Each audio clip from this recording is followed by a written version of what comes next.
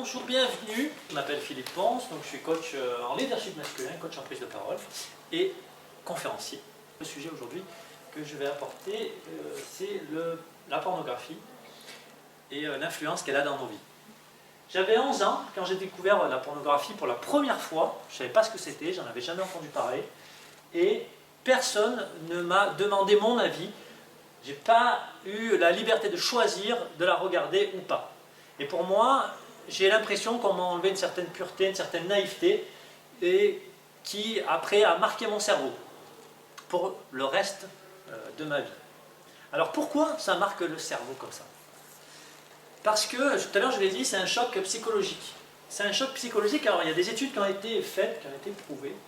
C'est-à-dire que quand vous regardez des images choquantes, et la pornographie, à cet âge-là en tout cas, peut être considérée comme des images choquantes et traumatisantes, ça a été validé par les psychologues, ça impacte le cortex préfrontal. Et le cortex préfrontal, c'est la zone où on va respecter les règles, avoir de la morale, avoir de l'éducation, etc., de l'intégrité, etc. Mais aussi, ça impacte une zone du cerveau, une toute petite zone, qui va se muscler. C'est comme si on travaillait un muscle et on va la faire gonfler. Et cette zone va être beaucoup plus sensible et beaucoup plus réceptive tout le reste de la vie de la personne, puisqu'elle a été déjà sensibilisée avant et elle va rester très sensible le reste de sa vie. Vous me suivez? Donc si j'ai été stimulé une fois, mais je vais être plus sensible à la stimulation dans les années à venir. Donc le cerveau est impacté. Plus on est jeune, plus il est impacté. Quand on regarde du porno à des fois 8 ans, 6 ans, ça arrive, il va être beaucoup plus impacté sur le long terme que quelqu'un qui va le regarder quand il est majeur, 18, 20, 25 ans. Et il n'y a pas du tout les mêmes enjeux psychologiques, émotionnels, physiques même, pour les personnes. Ce qu'on remarque aussi, c'est que plus on est exposé jeune à la pornographie, plus on va développer des comportements violents. Alors ça peut être des comportements violents en général. Justement, on m'a rapporté que dans des collèges, il y avait de plus en plus de violence qui était liée directement au fait de regarder la pornographie, mais aussi ça va perturber les rapports hommes-femmes, des jeunes hommes, des jeunes femmes, où il va y avoir beaucoup plus de violence, qui n'est pas demandée bien sûr par la gente féminine, mais beaucoup plus de violence dans les rapports entre un homme et une femme.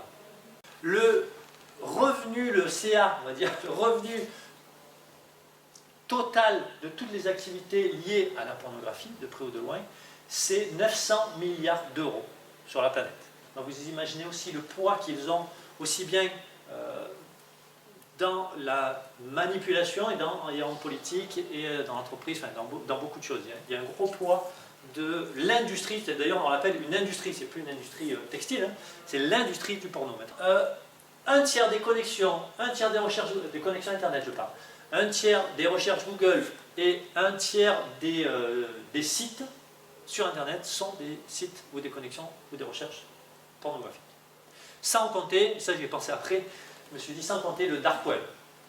Et il se passe aussi beaucoup de choses sur le dark web, au niveau de l'argent, du business, mais au niveau porno et dark porno. Je vous disais que j'ai rencontré ce petit garçon, et c'est moi, je suis venu à ma rencontre l'année dernière, parce que j'ai osé assumer en parler. J'ai osé faire une conférence là-dessus, parce que ce n'était pas du tout pour ça qu'au départ je voulais faire de la conférence, mais j'ai osé assumer ça, et depuis il s'est passé beaucoup de choses dans cet univers-là, dans ce que je dégage. Je commence à rencontrer des gens qui osent en parler, qui osent sortir du tabou. On en parlait avec vous tout à l'heure, monsieur, parce que c'est un tabou de parler de pornographie.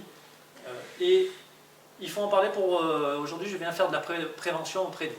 Et pour moi, le porno, justement, je suis allé à une conférence jeudi soir, là, il y a 2 jours, où c'était l'association qui a un site internet qui s'appelle stopoporno.fr, vous pouvez regarder, et il y a un intervenant qui est venu donc, pour parler des ravages de la pornographie. Et ce garçon, Pierre-Marie Sèvres, a qualifié la pornographie de destructive, d'un outil de destruction. Donc je ne vais pas vous faire l'historique, d'où ça vient, etc., parce que ça, c'est pas le sujet aujourd'hui. Mais il a parlé, et pour moi, ça m'a marqué. C'est vrai que c'est un outil, pour moi, aujourd'hui, je vois ça comme un outil de destruction. Alors, un outil de destruction de 3 points. Premier point, un outil de destruction de l'être. Parce que c'est nier l'âme. quand vous regardez de la pornographie, vous ne regardez pas une personne dans sa globalité, vous allez regarder un corps, vous allez regarder des parties d'un corps, vous n'allez pas regarder un homme, une femme, non, ça va être un objet sexuel, tout simplement. Donc pour moi, c'est renier la personne dans son intégralité. Vous ne connaissez pas la personne, vous consommez la personne ou les personnes. Ensuite, c'est renier la famille. C'est détruire la famille. Détruire la famille parce que quand vous regardez du porno, ben vous n'êtes plus connecté à votre couple, vous n'êtes plus connecté à votre famille, vous êtes sorti du couple. Vous commencez déjà à sortir du couple. C'est aussi détruire le tissu social, effriter le rapport homme-femme qui se déséquilibre. Le porno, c'est la destruction. Alors bien sûr aussi, il y a une idée de rogner la société, parce qu'à la base, le porno, c'était un peu comme se rebeller par rapport à l'ordre établi. Et aujourd'hui, ça prend de plus en plus d'ampleur pour vraiment détruire. J'ai appris qu'il y avait des enjeux idéologiques derrière la pornographie. J'ai compris que la pornographie, c'est comme une sirène. Vous vous rappelez d'Ulysse? À un moment donné, il est sur son bateau avec ses marins, et il y a les sirènes qui appellent les marins. Et lui, avant, il s'était attaché au bateau, au mât de bateau, pour ne pas partir avec elle et être entraîné au fond de l'eau. Et pour moi, le porno, c'est ça. C'est des sirènes qui vous font de la musique, qui vous glissent des mots doux à l'oreille, mais pour vous entraîner vers le fond. Le porno, comme on pourrait croire, c'est pas cool.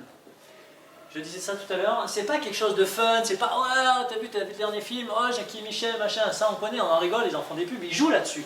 Ils jouent sur ce phénomène cool, sympa, « ouais, t'as vu, il y avait mon pote, machin ». Mais non, en fait, c'est justement pour contourner le fait que c'est dangereux et nocif. Et pour cela, je voudrais faire un parallèle. Un parallèle avec un documentaire qui n'a rien à voir avec la pornographie, mais pour moi, m'a fait penser à ça. Ça s'appelle Game Changers, The Game Changers. Donc ça parle de l'alimentation, d'arrêter de manger de la viande. Et pourquoi manger de la viande, c'est mauvais, bon, je ne vais pas rentrer dans les détails. Mais dans ce documentaire, ils expliquent comment, avec du marketing, on peut vous faire avaler, manger, fumer, n'importe quoi. Donc, ils cassent un peu le mythe de la viande, mais ils prennent l'exemple de la cigarette. Alors aujourd'hui, on sait bien que la cigarette crée des cancers, la cigarette est mauvaise, etc. etc. On l'a sorti de tous les lieux publics, voire même plus. Et ils prennent cet exemple-là et ils montrent des images de quand les gens fumaient dans les années 60, les années 50-60. Comment ils faisaient la pub de la cigarette?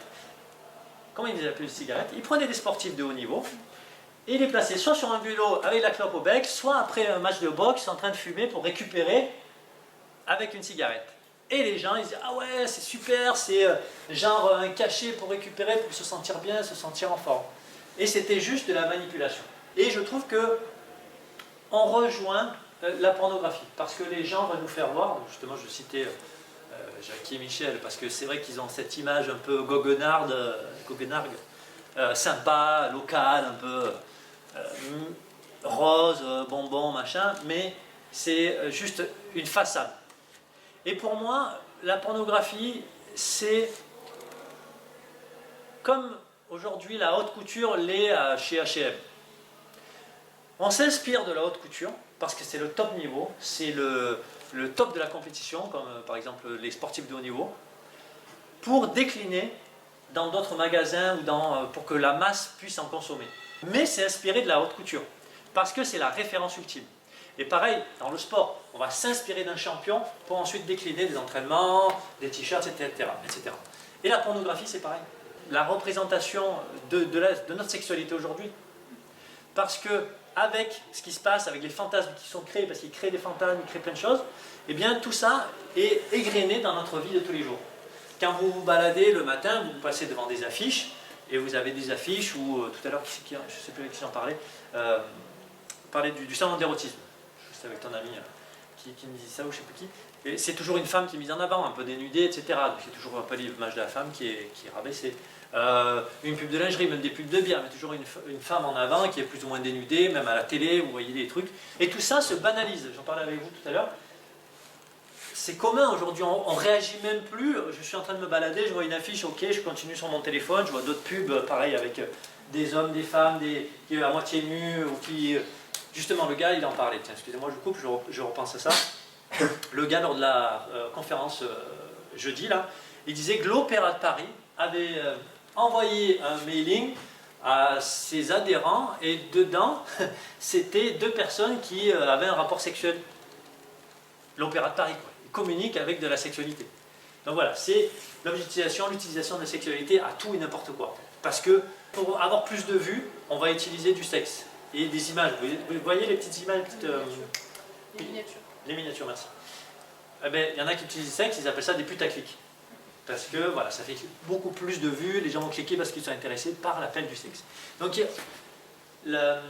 l'industrie du porno et l'industrie du sexe en général jouent sur nos réflexes primaires qui sont ancrés en nous et sur notre cerveau, la façon de fonctionner de notre cerveau qui va tout de suite nous happer et dérouter notre mécanisme de la récompense. Parce que c'est exactement là-dessus qu'ils appuient. On veut une récompense facile, immédiate et forte. On veut des injections de dopamine. En fait, on se crée nous-mêmes notre prison, puisqu'on est dans une cage chimique, là, moi, vous, tout le monde. Notre cerveau génère des hormones de la récompense, la dopamine, l'adrénaline, etc., quand on fait du sport, quand on réussit quelque chose, etc. Et le porno, c'est pareil. Donc il joue sur cette faille, ce vice de forme un petit peu, qui n'a pas été créé pour ça, hein, mais il joue là-dessus, pour nous rendre addicts, pour nous rendre accoutumés et en vouloir toujours plus. Donc c'est ça qui est important de comprendre, c'est cette porte entrouverte qui prenne et qui nous rend addicts. Et c'est pareil pour toutes les drogues, hein. C'est la même chose, c'est le même système d'addiction, sauf qu'il y a une addiction interne, c'est-à-dire c'est moi qui génère, qui sécrète ces hormones ou ces produits chimiques, ou il y a une addiction externe si c'est de la drogue externe. Mais ça va aussi stimuler mes hormones internes. Développement de la violence auprès des jeunes. De plus en plus de jeunes sont violents. Mais ça ne concerne pas que les jeunes, parce qu'on peut être addict à la pornographie en la découvrant. Vous en parlez, une jeune fille de 28 ans a découvert la pornographie et tout de suite elle est devenue addict. Et apparemment des personnes plus ou moins normales vont aller regarder aussi de la pédophilie. Et il y a une nouvelle pratique qui se développe. Donc on connaissait les gens qui vont en Asie pour être avec des enfants. Hein.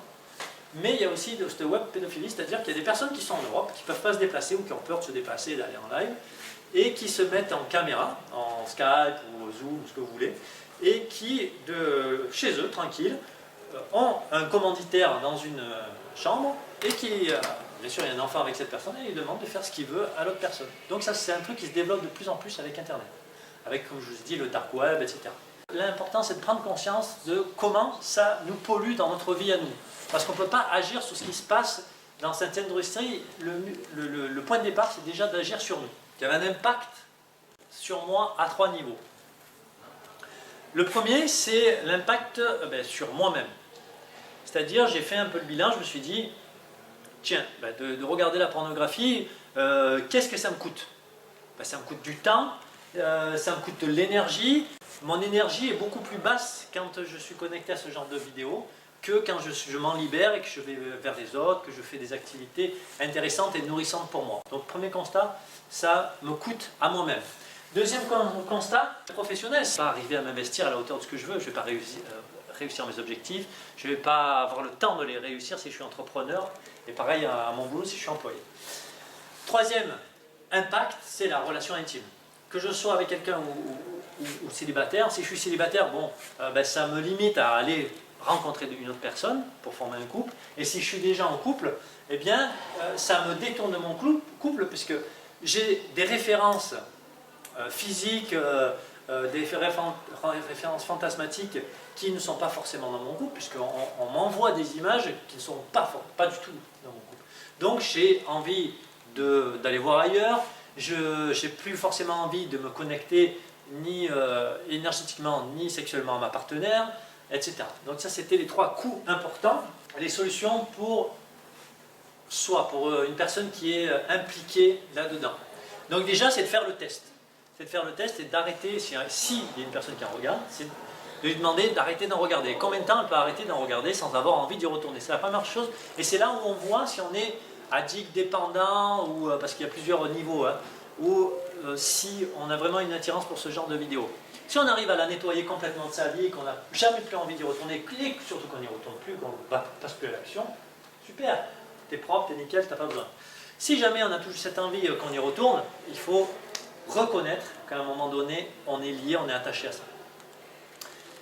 Autre chose, c'est nettoyer tous les matériaux pornographiques qui sont stockés sur l'ordinateur, tous les magazines, tous les stimulus et les déclencheurs, parce qu'il y en a partout des déclencheurs.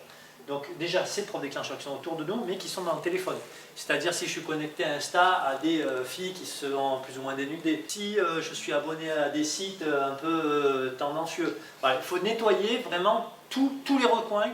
Ensuite, c'est pas juste ça, ça c'est au niveau environnemental. Donc déjà, nettoyer l'environnement, c'est hyper important. C'est aussi changer ses habitudes, changer son état d'esprit, son mindset. Parce qu'on a beau faire tout l'environnement, si on ne change pas d'habitude et d'état d'esprit, eh ben à un moment donné, c'est comme si je veux arrêter de fumer. Hein. J'arrête pas de fumer comme ça, il faut changer d'habitude. Donc, faire un reset, déjà reconnaître, faire un reset, et remplacer, c'est pas juste changer d'habitude, c'est remplacer ces habitudes. Et un truc qui est hyper important, je trouve aussi, c'est de passer à l'action tout de suite. Vous avez une envie tout de suite de regarder un porno peut-être, et bien tout de suite je passe à l'action, je fais autre chose. Mais je l'ai préparé en avance, je sais quelle action je vais faire, comme ça je n'utilise pas beaucoup mon cerveau dans ce moment-là. C'est quand j'ai envie, je vais courir, je sors, je vais sortir le chien, je vais voir quelqu'un, j'appelle quelqu'un. Voilà. Ne pas hésiter aussi à demander de l'aide, du soutien, de l'écoute. Trouver quelqu'un avec qui vous pouvez partager ça, hyper important. C'est un peu comme les alcooliques anonymes, hein. Parents et les enfants, comment faire? Prenez les devants, allez en parler à vos enfants, ou laissez la porte ouverte en tout cas, parce que si ce n'est pas vous qui en parlez, à l'école aujourd'hui, les portables sont disponibles partout, tout le monde a un portable et tout le monde a accès surtout, parce que ça n'a pas été... Il n'y a pas de réglementation là-dessus, c'est en cours pour bloquer les sites internet ou en tout cas leur demander des vérifications plus importantes. Mais en tout cas voilà, faites la démarche de leur en parler, de leur dire que ça existe, de faire une éducation à l'amour, de l'éducation à la pudeur, etc. C'est quoi bâtir une forteresse familiale? C'est contrôler, maîtriser tous les accès à la pornographie. Les ordinateurs, les téléphones, les tablettes, ils sont sur le passage. Et le soir, c'est boîte à téléphone. Vous demandez à tout le monde, même les parents, montrez l'exemple, de déposer le téléphone. Personne n'a de télé ou de téléphone, d'ordinateur dans la chambre. Ouais, c'est sur Google, c'est léger, c'est très léger, c'est très facilement contournable. Donc mais il y a des logiciels qui permettent de donner des codes d'accès à une autre personne qui va avoir le contrôle sur votre ordinateur, ça vous permettra de ne pas justement aller sur des sites comme ça. Parce que quand on a envie de quelque chose, quand on est addict, on trouve toujours le moyen de contourner. Et quand c'est quelqu'un d'autre qui maîtrise votre ordi, c'est plus simple. On est tous impliqués, même si ce n'est pas directement, consciemment ou inconsciemment, on a tous des répercussions dans nos vies sentimentales, familiales, sexuelles, de la pornographie, comme je vous l'ai dit. C'est par d'en haut, ça descend, c'est décliné. Donc, il faut considérer la pornographie comme un fléau aujourd'hui qui se répand très très vite, et de plus en plus vite avec Internet. Mais on peut tous agir à notre niveau, et c'est en train d'agir au niveau politique aussi. Tout à l'heure, tiens, j'ai vu l'élu là. L'élu, je ne sais plus, lui aussi est au courant de ça, il y avait un décret qui doit passer sur une loi concernant la pornographie. Je retiens juste le député de l'heure. Voilà, député de l'heure. Aux Philippines, ils ont bloqué tous les sites internet.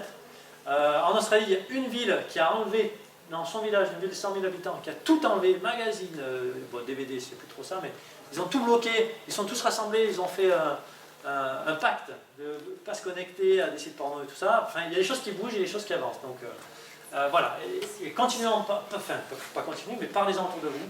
Expliquer que c'est pas banal et qu'il y a des impacts à long terme de dépression, de suicide, de viol potentiel aussi, etc.